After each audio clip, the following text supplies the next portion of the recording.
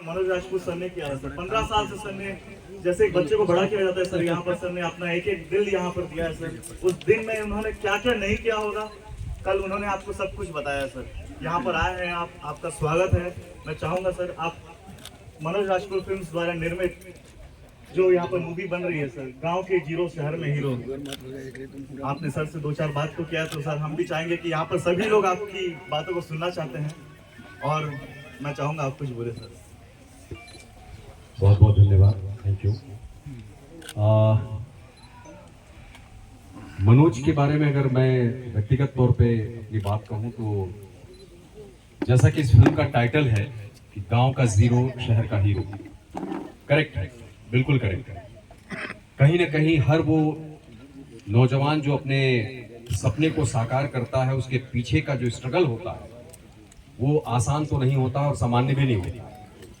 Inspired आदमी तभी कर पाता है जब उसकी कहानी में बहुत पीछे कठिनाइयां हो, संघर्ष हो। हम सब अपने जीवन में कहीं ना कहीं अलग अलग तरीके से अपने अपने क्षेत्र में जूझ रहे होते हैं। उसी क्रम में किसी की कहानी थोड़ी यूनिक होती है, अगर वो कुछ समाज से हटके, इस पूरे स्ट्रक्चर से हटके कुछ अलग करता है। एक अभिनेता की कहानी हो, एक निर्देशक की कहानी हो, एक राइटर की कहानी हो, एक प्रोड्यूसर की कहानी हो। कई ऐसे प्रोड्यूसर रहे हैं जिन्होंने अपने जीवन में सब कुछ बेच दिया और एक फिल्म बनाई।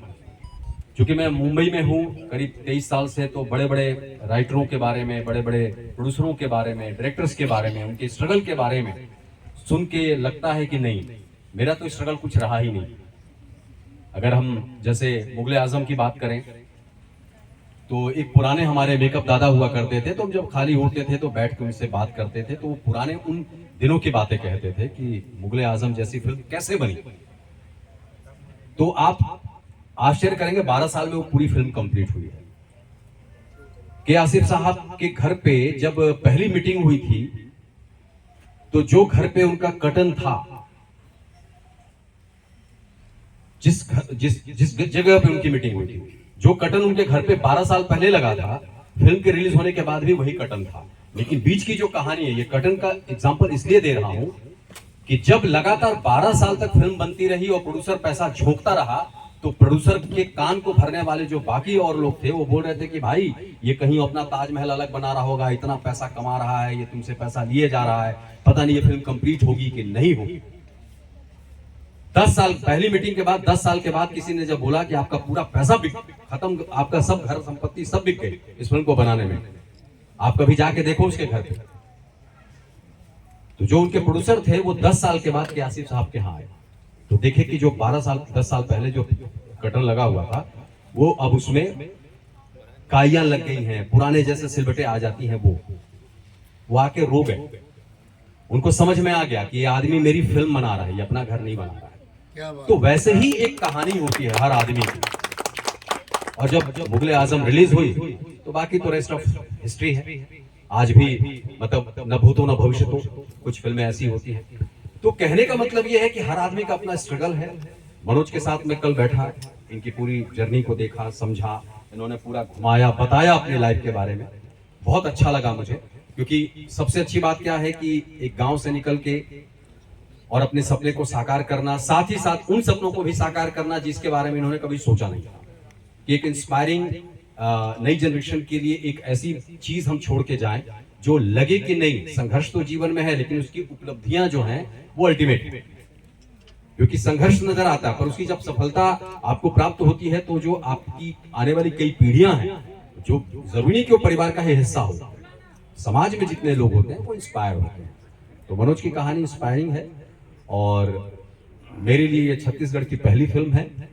मैं भी उत्साहित हूँ इस फिल्म को लेकर, और क्योंकि प्रदेश की फिल्म है, मेरी फिल्म है, और मैं करना भी चाह रहा था। मुझे कोई चूंकि अन्य भाषाओं में मैंने तमिल में भी की है, मलयालम में भी किया है, गुजराती भी की है, मैंने मराठी भी की है, तो ये अछूती कैसे रह सकती है? ये तो मेरे प्रदेश की फिल्म है, मेरी फिल्म है, मेरे घर की फिल्म है। तो लेट्स सी, अब हम शूटिंग करेंगे। आज बड़ा अच्छा वो शुभ दिन आया जब हम मुहूर्त किए, और मैं चाहूंगा कि हमारे डायरेक्टर उत्तम तिवारी जी आए, मनोज जी आए, तोरण राजपूत साहब हमारे डीओपी जो हैं, वो सब लोग आए और एक साथ इस फिल्म के बारे में हम चर्चा करें, बात करें। तो क्रमशः आप उनको जैसे जैसे इनवाइट करना चाहें आप इनवाइट करिए और बुलाइए। Thank you so much sir. रुकेंगे सर आप। मैं रिक्वेस्ट करूंगा मनोज आकू सर से प्लीज यहाँ पर आ जाएं। और हम सभी ने सर का जैसा स्वागत किया दिल से, एक बुके के द्वारा सर हमारी तरफ से एक छोटा सा तोहफा MR लेआउट के द्वारा।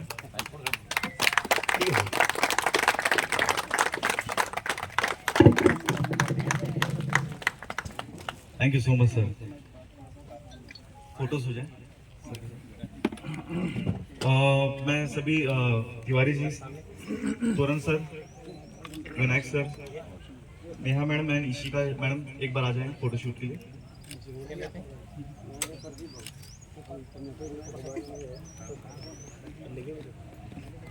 विनय अग्रवाल सर है, ये थिएटर डायरेक्टर तो हैं ही और यहाँ के प्रसिद्ध एक्टर भी हैं। साथ ही साथ में मैं आपको बताना चाहूंगा जो तोरण राजपूत सर है यहाँ पर हमारे बीच में, वो कैमरामैन है, काफी मशहूर है ये। और आगे जिसका मैं यहाँ पे उत्तम तिवारी जी के बारे में तारीफ करना क्या सर चाहूंगा। सर को सभी जानते हैं हॉलीवुड में। और हमारे बीच में दो एक्ट्रेस आए हैं आज, इशिका यादव जी एंड नेहा शुक्ला जी। इस मूवी में वो अपने अभिनय के द्वारा काफी अच्छा प्रयास करने जा रहे हैं। हम सब चाहेंगे कि यहाँ पर जो भी टीम के सदस्य हैं यहाँ पर काफी बेहतरीन अपना अपना प्रदर्शन करें और भविष्य में इस मनोज राजपूत फिल्म्स द्वारा निर्मित फिल्म का नाम रोशन करें। साथ ही साथ में मैं चाहूंगा